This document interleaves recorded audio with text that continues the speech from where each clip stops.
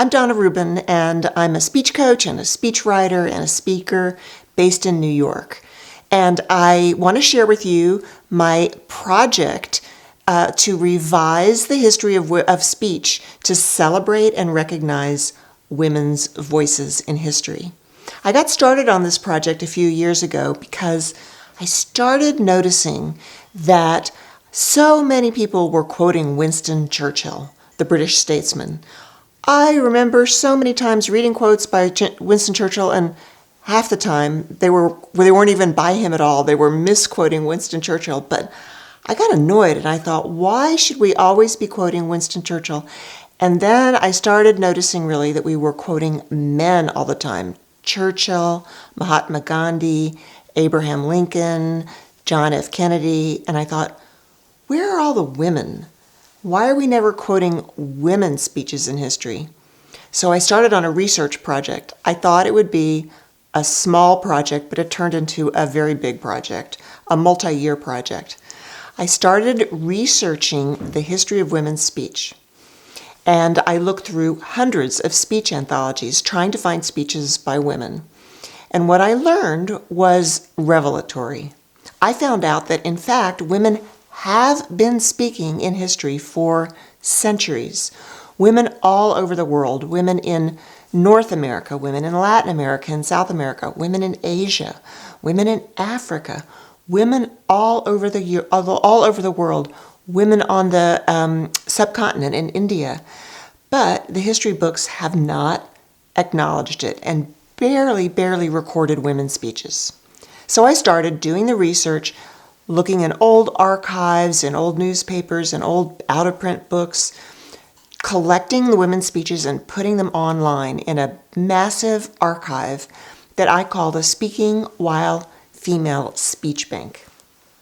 You can find it if you go to the URL speakingwhilefemale.co, and you'll find speeches by women of every religion, of every race, nationality, and ethnicity, speaking about every issue under the sun, talking about politics, social affairs, religion, every topic you can imagine women have spoken out about. And, this is important, they have changed the world with their speeches. Women have made changes in the politics and the political direction and the ideals and values of the countries that they lived in, and the ideas that they expressed traveled intranationally from one country to another, affecting one another. Their ideas have spread around the world, but the history books don't acknowledge it. The history books really only acknowledge male speakers.